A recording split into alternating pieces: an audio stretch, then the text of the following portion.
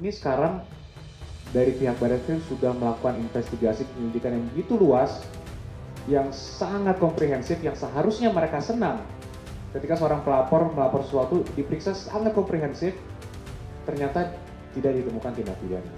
Nah, permasalahannya sekarang mereka mengatakan bahwa kok dihentikan, Pak? Ini tidak boleh dihentikan di penyelidikan, harusnya dilanjuti ke tingkat penyidikan. Inilah yang menurut kami adalah upaya-upaya kriminalisasi terhadap Pak Jokowi. Ada orang yang ingin mengklaim, mengaku sebagai korban kriminalisasi gara-gara ijazah palsu saudara Joko Widodo, yang paling berhak adalah Bambang Trimulyono dan Gus Nur. Karena keduanya terbukti sudah pernah di penjara. Ya, divonis ada yang 4 tahun sudah keluar dan 6 tahun awalnya jadi 4 tahun. Gus Dur sudah PB keluar, sementara Bambang Tri sampai hari ini masih di penjara. Saudara Jokowi kapan pernah di penjara? Pernah saudara Jokowi di penjara? Ini podcast kita itu intinya ini. Iya. Saya di penjara di Puyo-Puyo selama 9 tahun ya. Oh, 9 tahun, Gus. Iya kan? 9 tahun itu masa-masa kriminalisasi full tuh. Oh. Paspor saya dicekal, saya nggak boleh keluar negeri, Oke. jadwal dakwah luar negeri gagal semua, bimbingan umroh gagal semua. Lalu saya pengajian di mana-mana dirusuhin, direcokin, dibubarkan. Assalamualaikum warahmatullahi wabarakatuh. Waalaikumsalam. Teman-teman semua, sekarang jam 11:03 malam hari. Alhamdulillah kita menyempatkan silaturahmi dengan Gus Nur. Insyaallah. Assalamualaikum warahmatullahi wabarakatuh. Waalaikumsalam warahmatullahi wabarakatuh. Ya, yang pertama kita minta maaf Gus karena ini sebenarnya jam tidur ya. Jam istirahat. Tapi kita ingin menggali informasi dan kita ingin mendapatkan wejangan lah dari Gus Nur yang kebetulan hari ini berada di Jakarta ya, karena ada satu acara. Yang pertama mungkin kita akan tanya dulu gimana kabarnya dan bagaimana perkembangannya setelah mendapatkan pembebasan bersyarat ya dari hukuman yang mempersoalkan ijazah palsu pada waktu itu. Gimana Gus kabarnya Gus? Insyaallah, alhamdulillah. Assalamualaikum warahmatullahi wabarakatuh. Waalaikumsalam warahmatullahi wabarakatuh. Aku sila gini ya, nggak apa-apa ya. Mohon maaf ya. Selau. Kabar sehat, alhamdulillah. Sehat imane, sehat awae, sehat duite. Masya Allah, luar biasa. Sehat iman, sehat jasmani, sehat rohani, sehat ekonomi, insya Allah. Oke. Itu kabar kami, insya Allah. Iya. Sekarang lagi aktif kegiatan apa Gus? Sekarang seluruh sumber daya, pikiran, waktu, uang, tenaga tercurah untuk menyelesaikan pembangunan masjid yang ada di Singosari. Oke. Gitu. Setelah macet selama saya di penjara, jadi masjid itu macet. Iya. Tanggal 27 April saya bebas, tanggal 29 saya ke lokasi pembangunan masjid. Banyak rumput. Kayak 2 hari setelah bebas dong? Enggak, kayak ruang gedung tua kayak berhantu itu, Masya Allah. Tapi alhamdulillah langsung start, diberikan kelancaran sama Allah. Detik ini sudah hampir selesai lantai 1. Insya Allah dalam minggu ini naik ke lantai 2. Oke, begitu. Intinya sehat jasmani insya Allah, sehat rohani insya Allah, sehat ekonomi insya Allah, sehat imane, sehat awae, sehat duite. Alhamdulillah. Iya, ini alhamdulillah ya, tetap kita syukuri terus ya Gus. Dan insyaallah. Berarti sampai dengan sekarang nih pembangunan masih terus berjalan ya? Sampai tahap apa sekarang? Ya finishing. Oh, finishing. Itu nanti akan jadi masjid aktif 24 jam. Oke. Jadi kalau sampean ke sana jam berapapun nggak digembok, nggak dikunci. Ada dapur umum, nggak digembok, nggak dikunci. Mau masak, mau bikin kopi, mau makan, bebas. Ada tahfidz Quran gratis. Dan lain-lainnya, banyak programnya nanti, insya Allah. Di Singosari ya Gus ya? Oke, insya Allah. Kalau kemudian kita lihat dari kesehatan, kemudian sehat awake, sehat duite, ini kan kita syukuri ya Gus. Tapi kalau ngelihat keadaan sekarang gimana Gus? Keadaan situasi yang hari ini ada di negeri ini Gus, gimana? Waduh. Pokoknya sehat imani alhamdulillah, keluar dari penjara tambah gemuk, banyak yang bilang aku tambah gemuk loh, alhamdulillah ya. Kulit ya kayaknya tambah mulus ya, nggak ada percak-percak, alhamdulillah ya. Pokoknya sehat ekonomi disyukuri. Kalau lihat kahanan negeri ini, ada ingat sesuatu nggak? Ya sekarang ini gini loh Mas, perpolitikan di Indonesia ini kan ada panggung depan, panggung belakang. Oke. Kan gitu aja intinya, panggung depan.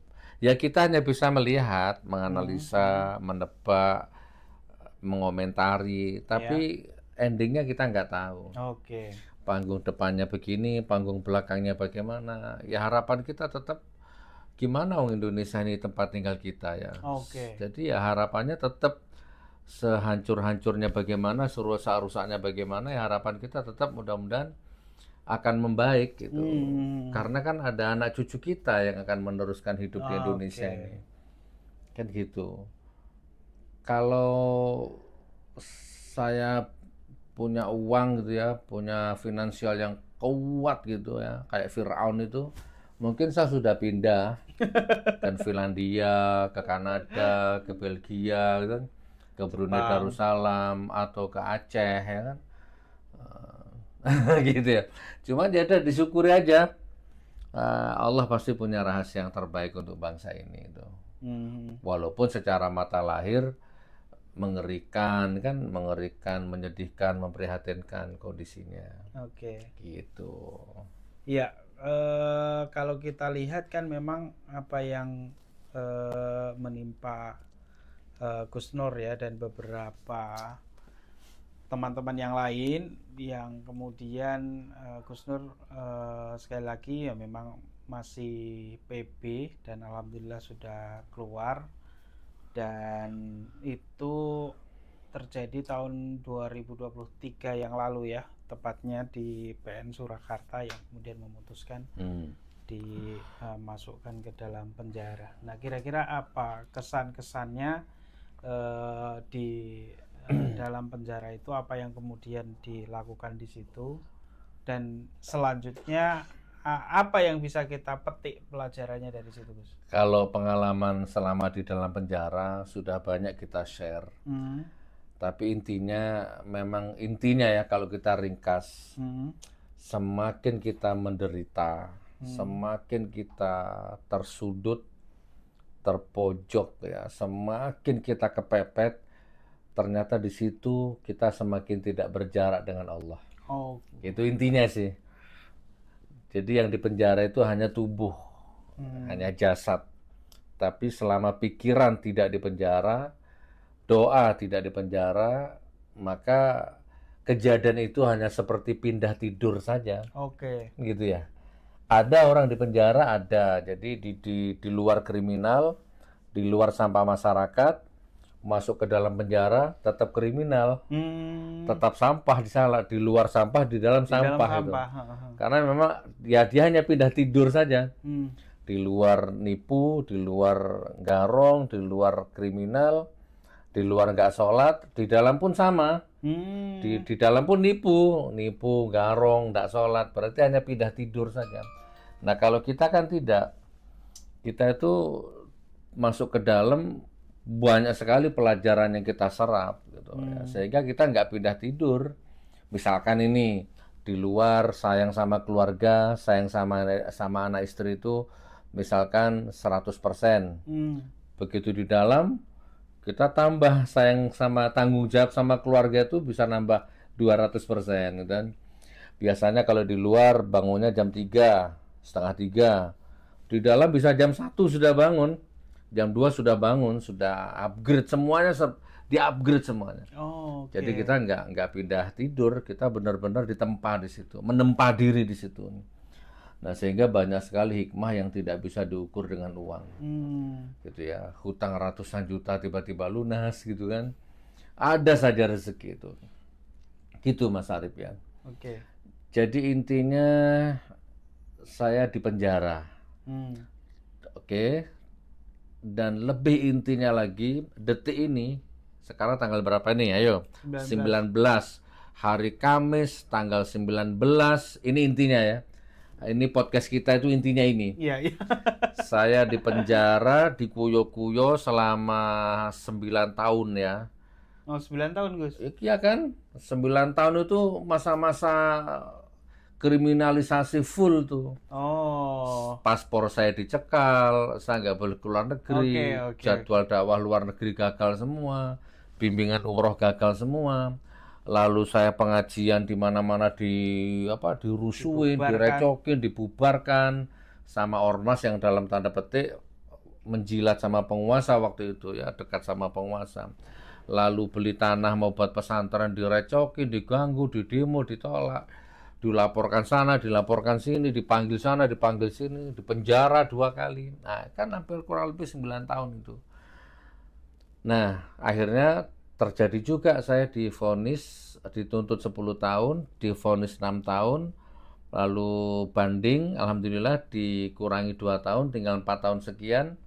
Subsidiar 400 juta itu 4 bulan, belum laptop, kamera, semua handphone disita semua. Oke, lalu saya jalani penjara 3 kali lebaran tanpa berkumpul dengan keluarga. Nah, sekarang intinya ini, hari Kamis tanggal 19 Juni 2025, detik ini hampir jam setengah 12 malam, di Hotel Sofyan, di Tebet, ketemu Mas Arif. Detik ini saya dalam kondisi sehat, akalnya sehat, insya Allah imannya sehat, jasmani sehat. Iki lek ngantem sampean saya kuat iki Mas. KO sampean ya. Masih sehat fisiknya dan insya Allah sehat iman, sehat fisik, insya Allah pelan-pelan sehat ekonomi. Detik ini. Nah itu intinya. Alhamdulillah. Ini di samping sehat yang kelihatan mata. Sehat yang kelihatan kamera ini. Ada 3 kamera ini. Yang kelihatan kamera ini hanya ujung es saja, gunung es saja. Ada kesehatan yang tidak kelihatan kamera ini yang 99% di dimensi yang lain ini. Wow, pokoknya nggak bisa dilukiskan di sini. Karena kalau saya ngomong di sini pun nggak mungkin paham. Bahasanya udah beda dimensi itu. Tapi intinya aku sehat, Mas. Oke. Gitu. Dan ya kita berdoa terus lah. Mudah-mudahan Gus Nur tetap sehat. Baik sehat iman, sehat fisik, karena tadi kalau kita lihat kan tanggungannya cukup banyak ya.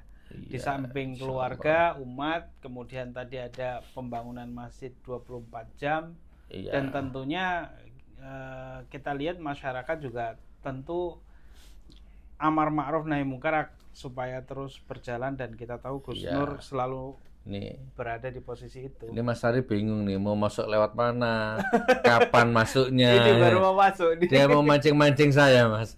Mana ini politiknya mana, bahasa Blokosutonya mana, dari auranya ada. Belum nanya sudah terasa oleh saya ini. Iya. Saya jadi teringat Gus sebenarnya. Selama 9 tahun tadi yang sudah dijalani Gus Nur, tadi kan sempat disampaikan kalau mengingatkan saya pada satu sosok pemimpin ya, dan penguasa, yang mana penguasa ini juga bukan hanya 1-2 tapi banyak ulama, bahkan khalifah sebelumnya, yaitu kalau nggak salah Sultan Abdul Hamid II itu juga justru dilengsarkan, dan akhirnya pada akhir hayatnya dia berada pada akhir hayat yang cukup mengenaskan. Oke, jadi yaitu gini. Mustafa Kemal Atatürk. Nah, mungkin Gus Nur bisa memberikan nasihat. Mustafa Kemal Atatürk. Iya. Ya, intinya gini Mas.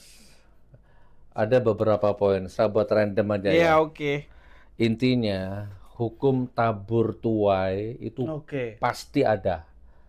Kalau ayatnya itu famay ya'mal mithqala dzarratin khairan yarah wa may ya'mal mithqala dzarratin syarran yarah.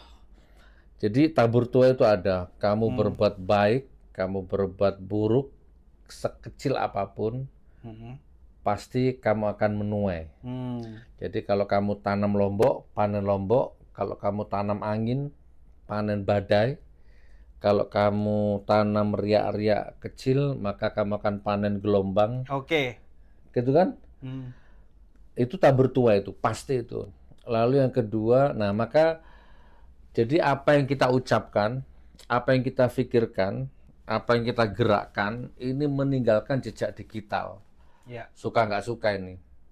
Nah, jejak digital inilah yang akan membuat kita sukses atau jatuh. Oke. Jejak digital ini yang akan membuat kita semakin terpuruk atau bangkit. Itu pasti, namanya hukum tabur tuai. Lalu ada juga algoritma. Jadi bukan TikTok saja ada algoritma, ya, bukan YouTube saja. Bumi, alam semesta ini juga ada hukum algoritma. Iya. Mas Arif ya. Jadi algoritma itu kalau kamu coba di TikTok, kalau kita buka gambar pisang Ambon misalkan, kita tonton sampai selesai itu, apalagi kalau kita like gitu, maka berandamu akan dipenuhi jenis macam pisang itu algoritma.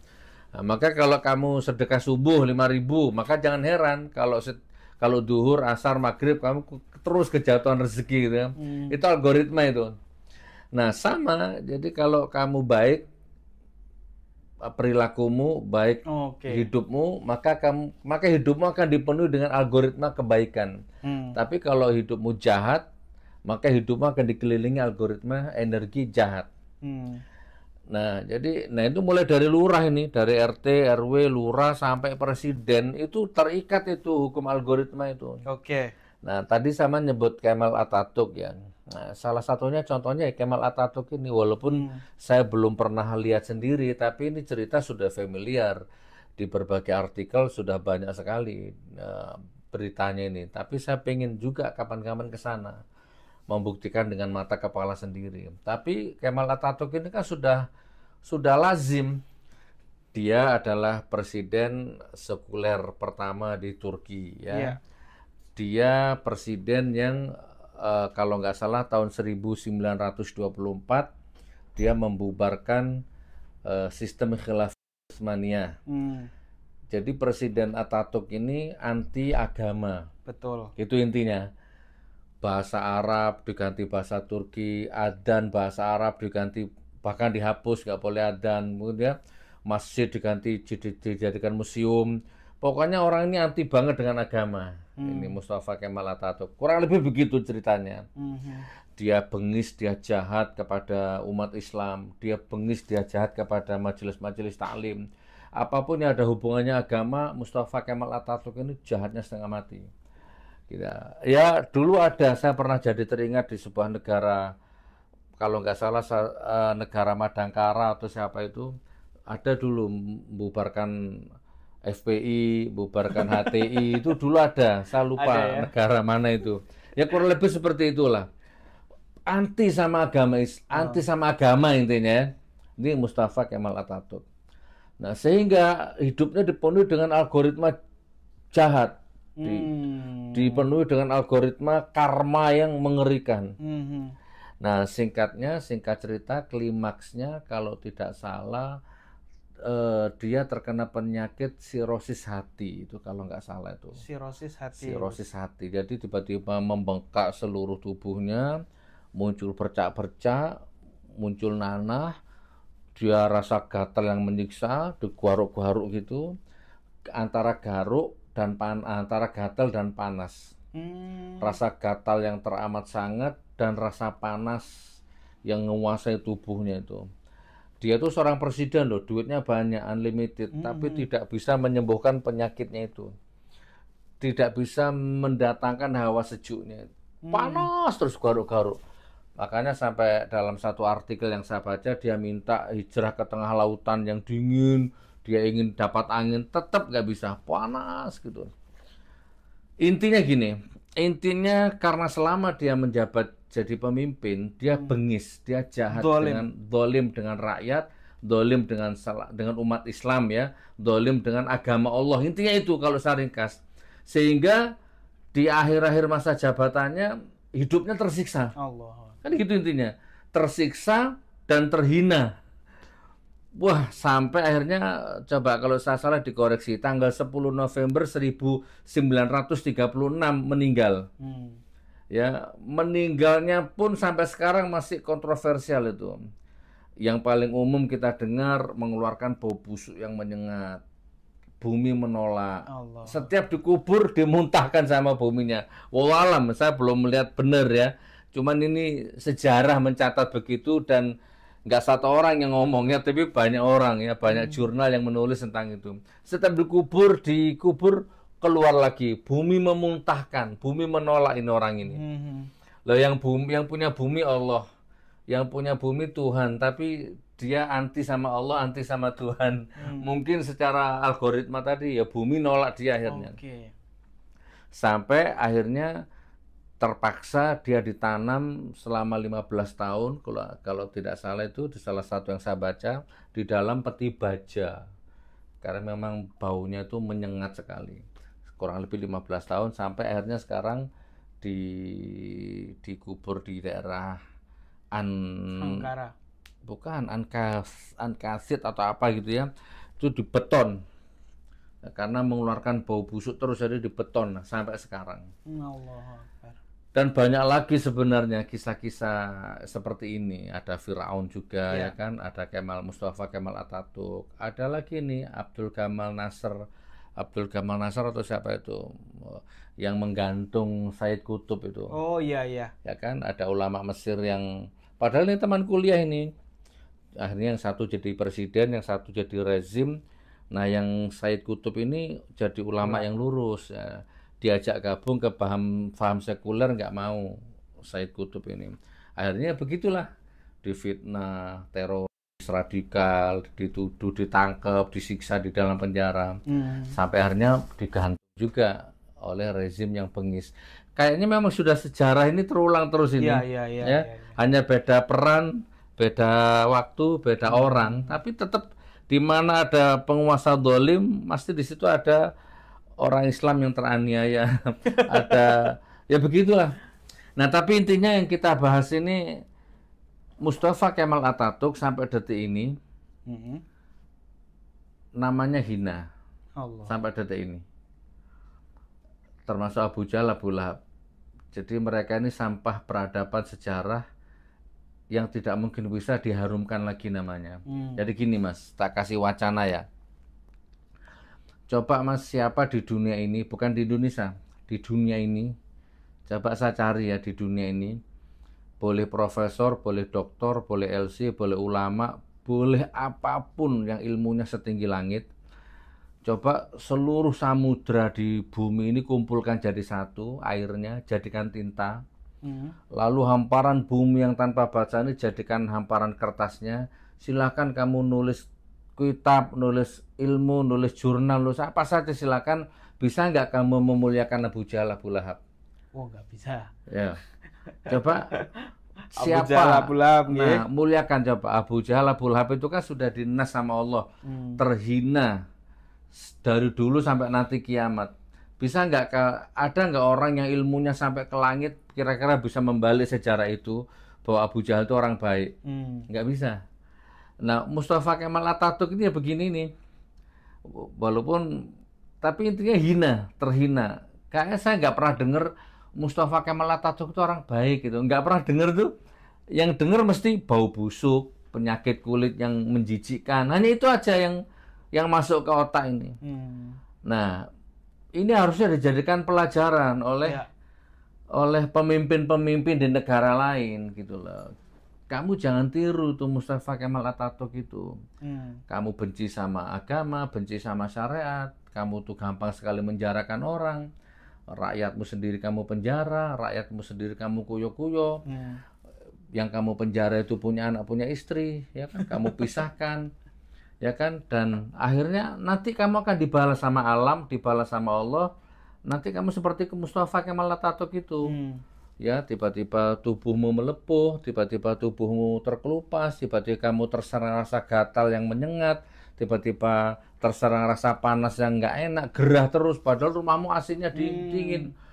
Padahal uangmu itu Banyak. ribuan triliun gitu ya. Mungkin dipakai beli Indonesia ini cukup duitmu. Tapi anehnya duitmu nggak bisa membeli resep obat yang bisa menyembuhkan penyakitmu itu loh. Jadi tiap hari mengeluarkan bau busuk, ya kan? Udah orangnya masih hidup ini.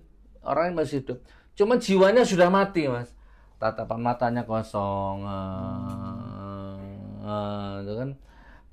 Karena zombie dia tuh. Mustafa Kemal Atatürk maksudnya. Iya. Nah itu loh teman-teman, ini perhatikan dengan serius ini masalah ini ya, siapapun. Paham betul? Paham Cukup. banget. Ya, saya coba ini ya mengambil pelajaran dari apa yang disampaikan Gus Nur. Jadi ada mirip pepatah Jawa ya. Kalau pepatah Jawa itu ada pepatah yang bunyinya ngunduh wong itu ngunduh wohing pakarti. Jadi siapa yang menanam pasti dialah yang akan memetik hasilnya. Seperti apa tadi yang dijelaskan oleh Gus Nur tadi, misalnya Mustafa Kemal Atatürk ini kan salah satu pemimpin yang ketika dia memimpin menggunakan kekuasaannya untuk berlaku dolim, bukan hanya kepada rakyat tapi terkhusus kepada umat Islam pada waktu itu dan ajaran Islam pada waktu itu. Ormas-ormas Islam dibubarkan, majelis taklim dibubarkan, ulama-ulama ditangkapin, ya kan? Di penjara. Begitu dia sudah mau lengser, yang dulu memuja-muja dia, menjilat-jilat pantatnya, ya teman partainya, apalah ya, nggak ada yang mendekat ya pada jijik semua, ya kan? Nggak ada, Masya Allah. Nah, gitu lah kurang lebihnya. Itulah yang kemudian menjadi pesan dan pengingat bagi pemimpin-pemimpin dimanapun supaya untuk menjadi pelajaran. Jadi kan kalau kita lihat pelajaran itu bukan hanya sekarang, tapi pelajaran itu bisa kita ambil di masa lalu. Nah itu kan yang ada di dalam Al-Quran kan begitu juga. Jadi sepertiga di dalam Al-Quran kan isinya adalah cerita-cerita di masa lalu untuk dijadikan pelajaran bagi kita yang sekarang. Mungkin begitu ya Gus ya. Ada terakhir Gus, mungkin sebagai penutup nih. Kalau podcaster tuh closing statement. Apa Gus? Ya pemimpin yang sekarang, ya kan, pemimpin yang sekarang, waktu tidak akan bisa diputar kembali. Ketika kita muda, sekarang umur saya berapa ya? Saya lahir 74. Umur saya berarti 51 lah ya. Itu saya nggak mungkin bisa memutar waktu balik jadi 17 tahun lagi. Ya, nggak mungkin. Nah, jadi presiden yang sekarang, pemimpin yang sekarang itu kalau ingin selamat, ya kalau ingin jabatannya itu membawa berkah nanti, membawa masa-masa pensiunnya nanti itu bahagia, maka satu kuncinya belajarlah sejarah, ya dari presiden-presiden, pemimpin-pemimpin dunia yang dihinakan sama Allah. Itu penting itu Mas, ya kan, presiden yang sekarang, pemimpin yang sekarang belajarlah dari kesalahan. Pemimpin-pemimpin dunia di masa lampau, mulai dari Abu Jahal, Abu Lahab, Fir'aun, bagaimana sombongnya Fir'aun itu, ya kan, mati di dasar laut, tapi luar biasa malah diawetkan jasadnya sama Allah, jadi sampai sekarang bisa dipetik ilmunya dari sana. Ada Mustafa Kemal Atatürk. Nah itu kalau tidak diambil hikmah, ya nanti Anda seperti itu, menyesal. Begitu mati kejet-kejet menyesal, nggak bisa. Nggak bisa balik lagi. Gitu. Oke, baik, terima kasih teman-teman, dan ini 30 menit yang berharga. Terima kasih yang sudah menonton dan mudah-mudahan bisa kita ambil pelajarannya sekaligus penyemangat untuk kita yang masih hidup dan mengambil pelajaran dari ini semua. Wassalamualaikum warahmatullahi wabarakatuh.